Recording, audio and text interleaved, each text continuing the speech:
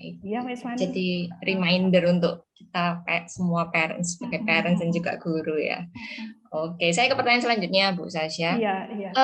Ini pertanyaan gini, bagaimana sebaiknya sikap kita dalam bicara dan tulis dengan bahasa Indonesia, mengingat di khalayak umum mayoritas itu tidak menggunakan bahasa Indonesia dengan baik dan benar. Iya. Bahkan banyak orang kesulitan dan salah menyampaikan dalam menyampaikan pesan ketika berinteraksi dengan orang lain. Sedikit banyak tadi sudah disinggung sih oleh Bu Sasha ya, bahwa dengan belajar formal di sekolah, anak akan jadi bisa membedakan ya. Tapi mungkin ada tambahan lagi, silakan. Nah, saya rasa juga selain di dalam mata pelajaran itu sendiri, saya rasa Vita School ini sudah melakukan dengan banyak menggunakan bahasa Indonesia seperti yang hari ini ditampilkan dan yang kemarin ya.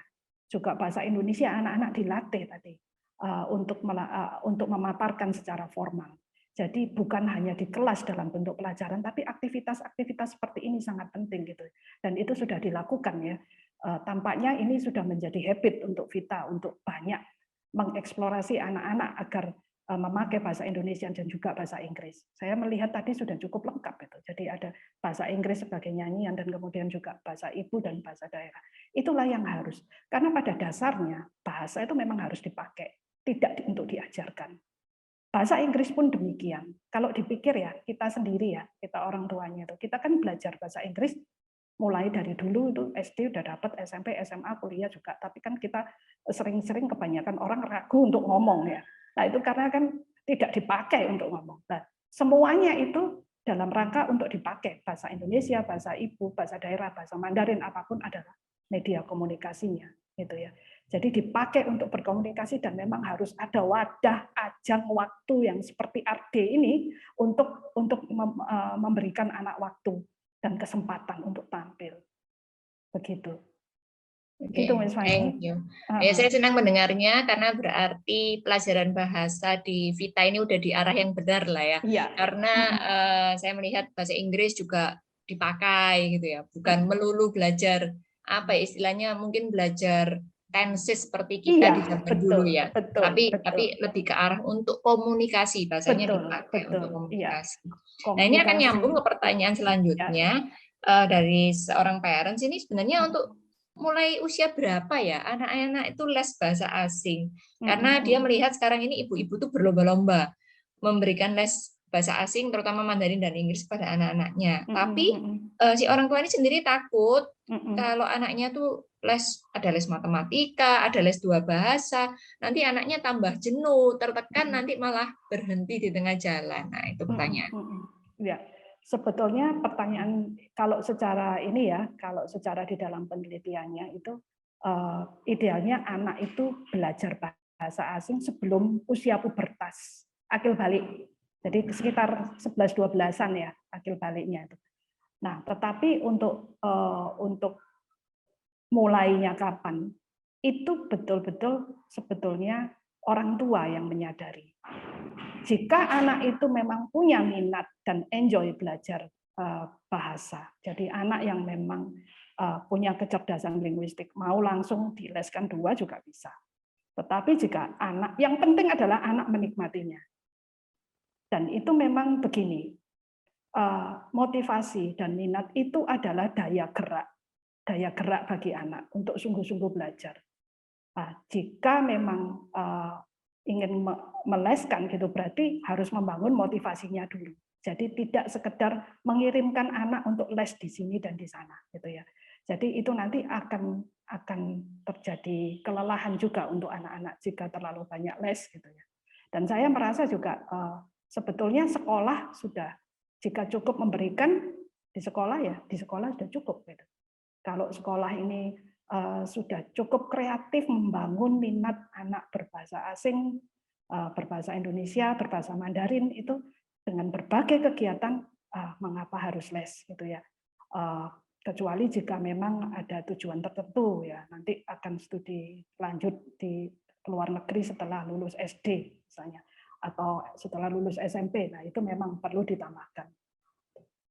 Ya, tapi yang penting bahwa memang jangan sampai anak-anak ini mengalami kejenuhan. Kita juga memperhitungkan juga kelelahan fisik anak dan tidak akan enjoy jika terlalu banyak les mestinya ya.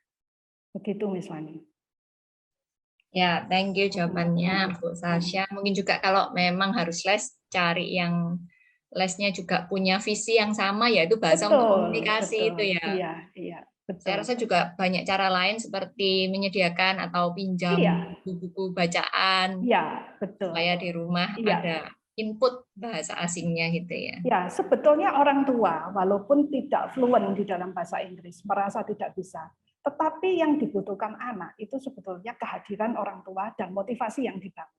Jadi walaupun merasa, aduh aku sebenarnya nggak bisa bahasa Inggris, tetapi jika mamanya atau papanya mendampingi anak untuk membaca, sekedar membaca buku cerita yang menarik, atau bermain game, mau main bingo atau mau main domino yang pakai bahasa Inggris, itu sudah baik itu seperti itu.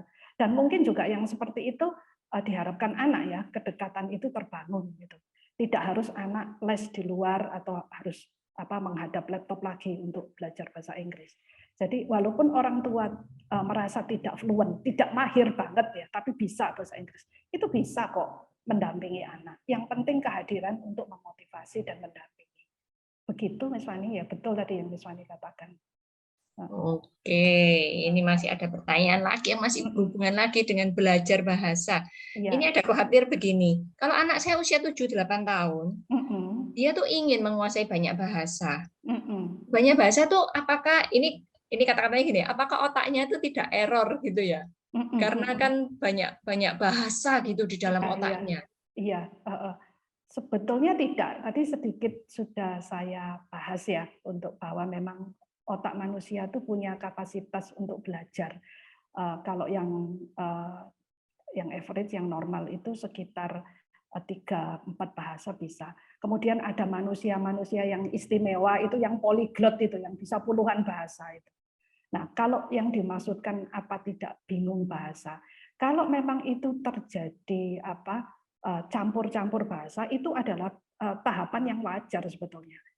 Jadi kadang kecampur antara bahasa Inggris dengan bahasa Indonesia, itu enggak apa-apa. Jadi itu bukan bingung bahasa. Itu adalah satu proses di mana begini, karena anak kan kosakatanya terbatas. Di mana anak itu tidak punya kosakata itu dalam bahasa Inggris, maka dia akan switch ke bahasa Indonesia. Nah, di mana dia tidak punya kata itu dalam bahasa Indonesia, maka dia akan switch ke bahasa Inggris. Gitu. Jadi sebetulnya bukan satu kebingungan. Jadi itu terjadi normal pada proses bilingualisasi atau trilingualisasi, gitu ya. Tercampur, kadang bukan hanya kosakata atau vocabnya, tapi juga kadang struktur atau grammarnya. Jadi kadang-kadang anak kecil bilang, loh, belunnya hilang. Gitu. Nah, kecampur. Atau I want that balloon red, gitu ya. Strukturnya kan harusnya red balloon, tapi dia pakai struktur bahasa Indonesia balloon red, gitu ya, balon merah, gitu. Nah, yang seperti itu biasa. Jadi tidak perlu cemas jika anak itu menggunakan kosakata yang rada acak, gitu ya, kecampur gitu. Itu adalah sarana mereka untuk mengekspresikan diri mereka.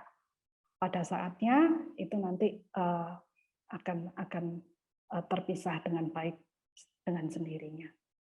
Begitu misalnya. Oke, sebelum saya lanjutkan, saya akan membuka kesempatan untuk parents yang ingin bertanya secara langsung. Misalnya malas ngetik ya, misalnya lebih enak cerita gitu. Untuk bertanya, silakan raise hand. Nanti akan kami panggil untuk bisa bertanya. Oke, sementara silakan ya kalau mau langsung raise hand. Sementara menunggu yang raise hand, saya akan ke pertanyaan selanjutnya. Ada yang masuk ke chat saya ini. Lebih baik diarahkan ke Q&A ya kalau ada pertanyaan. Nanti kalau ke saya khawatirnya nggak saya lihat. Tapi pertanyaan ini bagus sekali. Dia bilang gini, kemampuan anak kan berbeda-beda ya. Bagaimana jika kemampuan anak saya bukan di bahasa? Iya. Bagaimana cara belajar bahasa asingnya padahal dia ini bukan di bahasa kemampuannya? Iya. Ya, kita tahu bahwa kecerdasan itu majemuk. Tidak semua anak cerdas secara linguistik dan verbal. Mungkin juga anak itu cerdas di dalam bidang yang lain, atau musical, atau mungkin numerik ya, matematika. Makanya sebetulnya ini benar-benar sangat tergantung pada anaknya, interestnya dia di mana. Tetapi juga begini, tidak harus seseorang itu excel begitu fluent di dalam bahasa Inggris itu. bekal yang kita berikan itu tetap perlu kita berikan walaupun dia memang kecerdasannya bukan linguistik. Paling tidak dia masih bisa berkomunikasi dengan baik. Walaupun mungkin dia accent-nya atau pronunciation-nya mungkin tidak sebaik teman-teman yang yang memang punya kecerdasan linguistik. Tiap anak punya kecerdasan sendiri-sendiri, makanya yang saya bilang bahwa no pressure kepada anak-anak pada saat mereka belajar bahasa asing gitu. Tetapi saya tetap yakin bahwa jika bahasanya itu diberikan dengan cara yang benar, dengan metode dan teknik yang benar, anak-anak itu bisa, gitu ya. Mungkin memang tidak seperti native accent-nya dan sebagainya, bukan seperti putranya Coach Timo kemarin gitu ya, lebih dengan accent yang baik. Tetapi saya yakin bisa untuk mempelajari paling tidak bahasa Inggris. Gitu.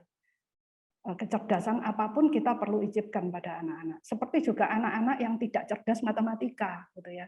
Tetapi kan masih tetap perlu dia juga belajar matematika, gitu ya. Kan dasar untuk hidup, gitu ya, memperlengkapi dia. Anak yang nggak bisa matematika mungkin nilainya ngepas-ngepas, gitu ya. Asal dia memenuhi dari nilai minimal, gitu. Tetapi tetap dia harus belajar matematika sampai SMA. Demikian juga dengan bahasa. Kita yakini bahwa kalau kita tidak punya pressure pada anak, itu dia akan belajar tanpa beban, itu akan bisa juga dia. Paling tidak dia bisa mengerti bahasa asing yang utama, bahasa Inggris, baik yang tulis maupun yang lisan. Begitu, Miss Wani. Oke, diingatkan lagi ya, no pressure. Ini bukan perlombaan gitu ya. Iya, betul. Oke, yang penting soal itu aksen membuat sukacita tuh, Miss Wani. Yang utama itu yang kita bangun. Apalagi sekarang ini kan pendidikan dasar SD, ya kan. Iya. Semua yang kita berikan itu yang mendasari nanti mereka pada jenjang yang berikutnya. Yang lebih penting bagi kita pendidik di SD, di pendidikan dasar ini adalah menumbuhkan minat dan motivasi, gitu. Membuat mereka belajar itu sukacita, gitu. Karena gini, motivasi itu kan memang makin lama makin menurun, motivasi anak itu ya. Jadi kalau dilihat itu anak itu pas TK itu kan mereka happy lah sekolah itu. Terus nanti pulang kan cerita, aku tadi diajari ini, diajari itu. Gitu. Bu guru bilang ini, bilang gitu, kan happy mereka itu. Nah, nanti SD itu berkurang. SD itu berkurang. Nanti kelas 4, kelas 5, mereka pulang sekolah nggak selalu happy. Selesai nutup laptop nggak selalu happy. Gitu ya. Apalagi SMP, SMA, itu lebih nggak happy lagi mereka, pressure sudah. Mana ada anak SMA yang pulang cerita sama orang tuanya, aku tadi diajarin ini statistik apa-apa, nggak ada. Aku tadi mendapat pelajaran tentang bahasa Inggris ini, nggak ada. TK, SD kelas 1, 2, 3 itu masih bisa, motivasinya masih kuat. Dan itu kan kita ingin. Sebetulnya bagaimana cara kita supaya anak itu tetap sukacita, bukan seiring waktu mereka bertambah lelah, gitu ya. Lelah tambah lama tambah lelah mereka. Gitu. Jadi itu yang kita inginkan.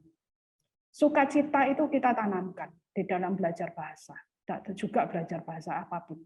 Ya, no pressure itu tadi. Karena kadang-kadang kita itu nguber anak gitu ya. Nguber anak untuk mencapai ini, mencapai itu. Tapi terus akhirnya mereka seperti lomba. Nanti baru SMP sudah lelah, masuk SMA tambah lelah lagi. Kuliah itu mereka udah capek, mereka nggak punya motivasi tinggi, nggak punya energi dan spirit yang baik untuk itu. Nah ini kan kalau kita selama SD itu kita bisa membuat mereka tetap sukacita sampai kelas 6 lulus SD itu, selama 6 tahun kita ciptakan sukacita untuk belajar bahasa dan yang lain. Begitu misalnya. Oke, jadi mungkin kata kuncinya mencintai belajar gitu ya. Iya, benar sekali belajar. Iya. Oke, ini ada pertanyaan selanjutnya lagi. Oh, tapi sebelumnya ada yang raise hand. Silakan, namanya tertulis Katriel. Mungkin nama anaknya atau nama ibunya. Silakan memperkenalkan diri dulu. Iya, selamat pagi. Selamat pagi. Iya pagi Bu. Tadi sebenarnya saya mau tanya, cuman sudah kejawab semua sih barusan ini Ibu sharing ini. Jadi saya cuman mau sharing aja. Sebelumnya anak saya ini kan dari playgroup. dari usia sebelum 2 sampai TKA itu kan di sekolah bukan di Vita. Ya. Terus pada waktu itu saya sama suami itu stres banget ya, soalnya karena kan sekolah yang lama itu benar-benar dituntut untuk bahasa Inggris, belajarnya itu full phonics, terus habis gitu juga Mandarin full, bahasa Indonesianya itu sedikit.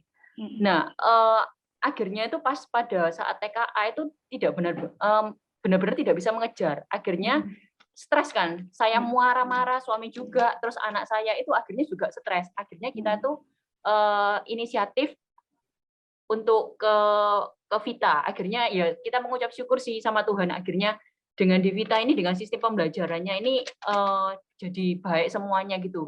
Ya makanya Ibu bilang kalau apa penuh sukacita apa segala macam dengan sistem pembelajarannya itu, ya betul sih itu. Benar-benar saya rasakan juga sih Bu. Metodenya memang apa ya, dibuat gimana saya juga nggak tahu sih, guru-gurunya meskipun online-nya cuma terbatas, cuma 45 menit ya, sampai tetangga saya juga bingung kok cuman sebentar, tapi saya mengucap syukur juga guru-guru di Vita bisa membuatnya itu jadi satu package yang bagus gitu loh, gitu sih. Ya itu aja sih saya sharingnya. Terima kasih Jadinya sharingnya. sharing. Ya makasih. Terima kasih. Ya itu salah satu sharing dan contoh yang baik sekali ya. Jadi memang apalagi masih TK. Kalau TK itu sudah stressing, kasihan anaknya. Kan sebetulnya kayak TK itu kindergarten dari bahasa Jerman ya, bukan bahasa Inggris. Itu kan artinya taman, itu bermain. Itu waktunya anak bermain. Belajar itu masuk di dalam permainan itu harusnya.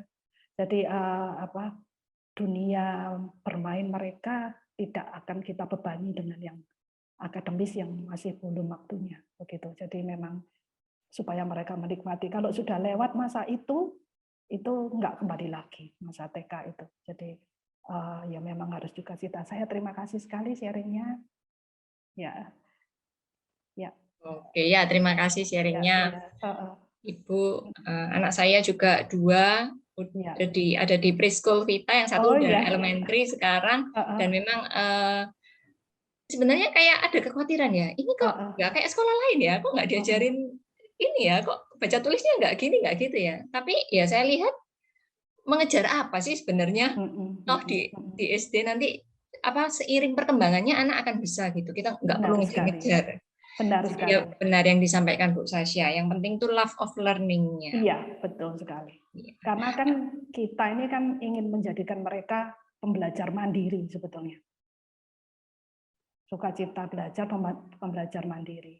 Kita tidak akan bisa menjadikan mereka pembelajar mandiri kalau situasi yang sekarang itu stressing buat mereka. Jadi kita tumbuhkan itu sukacitanya dulu supaya kelak mereka bisa menjadi pembaca yang mandiri. Iya, luar biasa. Iya.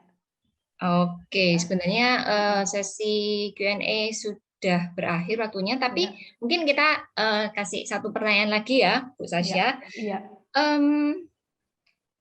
Ini ada orang tua yang minta tips bagaimana anaknya ini bisa lebih percaya diri kalau menyampaikan sesuatu, biar bisa lebih komunikatif.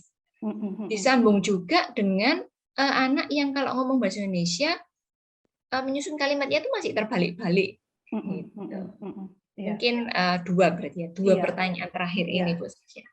Tips supaya anak yang agak sulit berkomunikasi itu mau berkomunikasi dan bisa berkomunikasi adalah begini, mengajak anak itu berkomunikasi tentang hal yang dia sukai atau yang dia kuasai, gitu ya. Jadi memang ada anak-anak tertentu yang memang kadang tuh sulit berkomunikasi, sulit berbicara karena macam-macam faktor. Bisa karena memang dia pemalu atau memang dia tipenya adalah yang introvert gitu ya, atau yang memang masih belum percaya diri untuk berbicara di depan orang banyak. Dan itu yang harus kita cari terlebih dahulu adalah dia sukanya apa, dia menguasai bidang apa.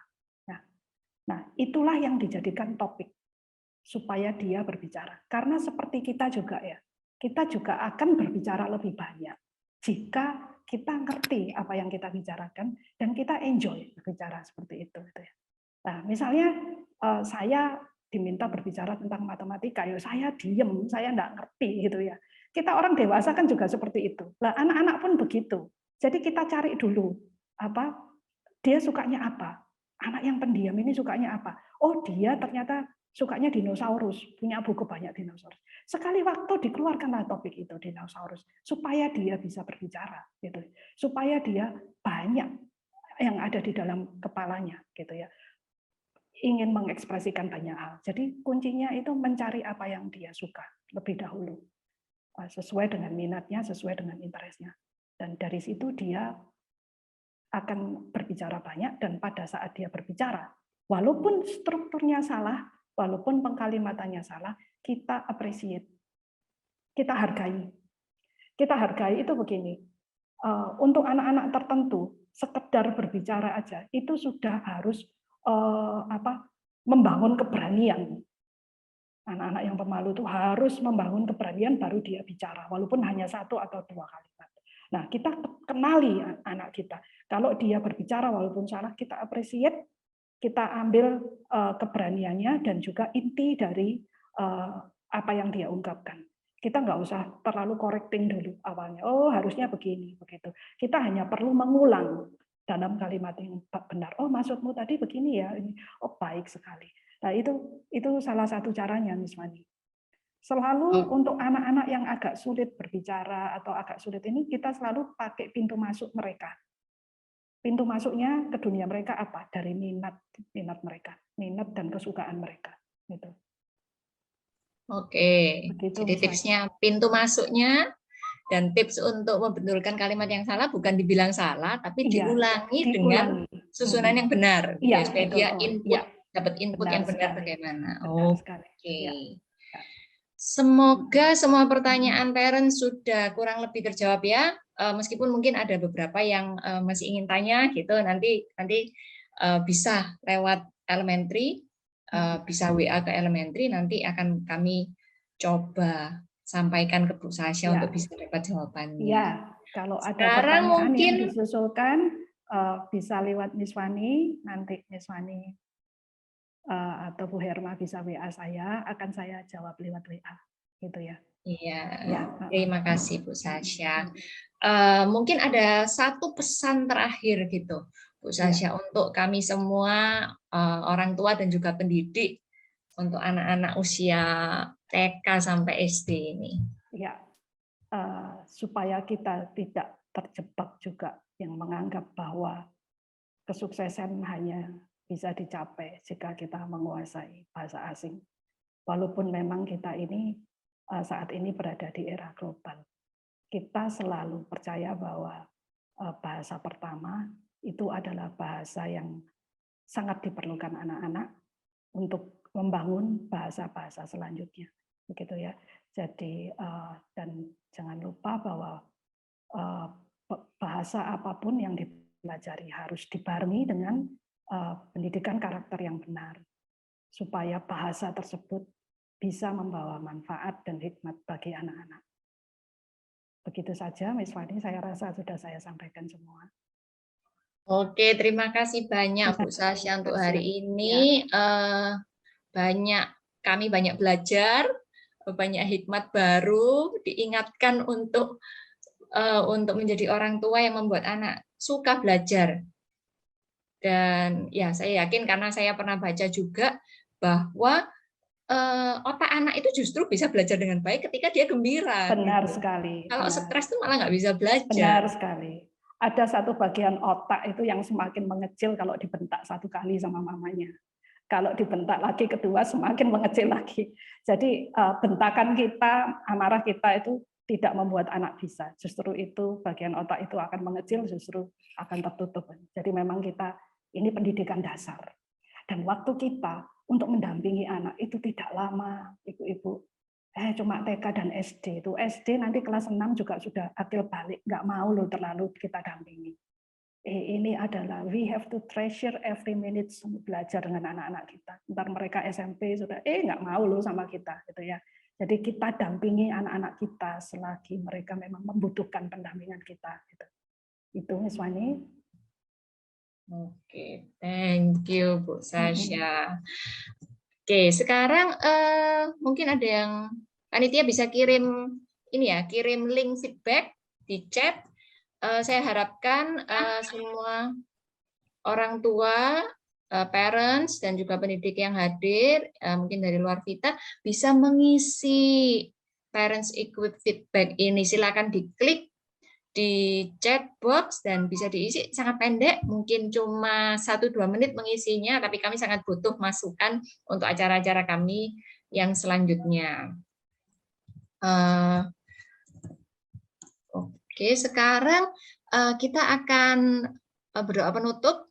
Kami undang Miss Ani untuk berdoa. Tolong doakan pembicara kita, juga tolong doakan semua parents dan pendidik di sini untuk ingat prinsip-prinsip yang penting ini demi masa depan anak-anak kita. Thank you, Miss Ani.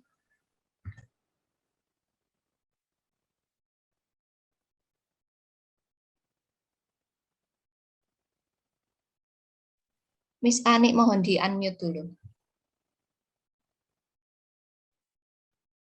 Ya, maaf. Kami bersyukur Tuhan buat kesempatan yang Tuhan sudah anugerahkan bagi kami semua sebagai warga Vita selama sepekan ini.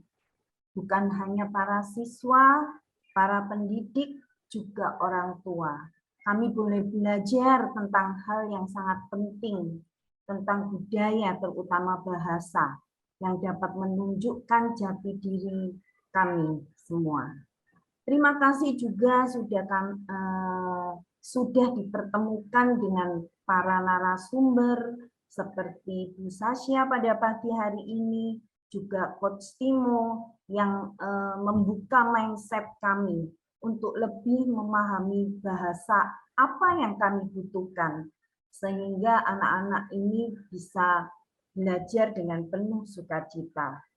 Berkati kami yang hadir, semua orang tua, juga para pendidik.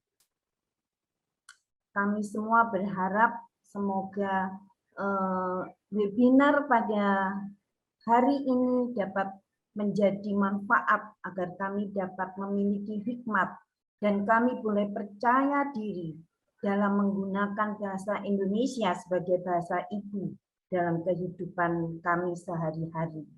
Sehingga sukses menyambut masa depan putra-putri kami kelak. Terima kasih ya Tuhan, di dalam nama Tuhan Yesus Kristus kami sudah berdoa dan mengucap syukur. Haleluya, amin. Terima kasih banyak Miss Ani. Sekarang kita akan foto bersama. Mohon parents bisa membuka videonya sebentar, supaya kita bisa foto. Yang akan foto siapa ya? Mungkin bisa bantu aba-aba. Oke, slide 1 ya. Everybody cheers. Slide 2. Bisa ditahan sebentar ya Bapak Ibu. Karena saya tidak tahu posisi Bapak Ibu di slide berapa. Oke, teman. Cheers. Oke, next. Slide 3. 1, 2, 3, and slide 4. 1, 2, 3. That's all, Miss Fanny. Thank you. Oke, terima kasih. Mari kita beri applause kepada Bu Sasha yang sudah mendampingi kita belajar bersama. Boleh pakai reaction juga. Boleh tepuk tangan di layar begini. Oke, terima kasih banyak Bu Sasha. Terima kasih teman-teman semua dan Bapak Ibu. Terima kasih parents yang sudah hadir, pendidik dari Vita maupun dari sekolah lain yang sudah hadir. Semoga Parents Equip hari ini dapat memberkati kita untuk bisa mendampingi anak-anak kita di masa-masa emas ini, untuk supaya mereka bisa makin sukses, bukan sukses duniawi karena bukan itu yang kita kejar, tapi sukses menjadi manusia yang bisa melayani Tuhan, menjadi berkat bagi banyak orang. Terima kasih, boleh open mic, kita say goodbye kepada kita semua juga. Silakan. Thank you. Thank you Bu Sasa. Thank you Sasa. Terima kasih teman-teman semua. Bapak Ibu. Thank you, parents. Terima kasih Tuhan Berkati berkati. semuanya.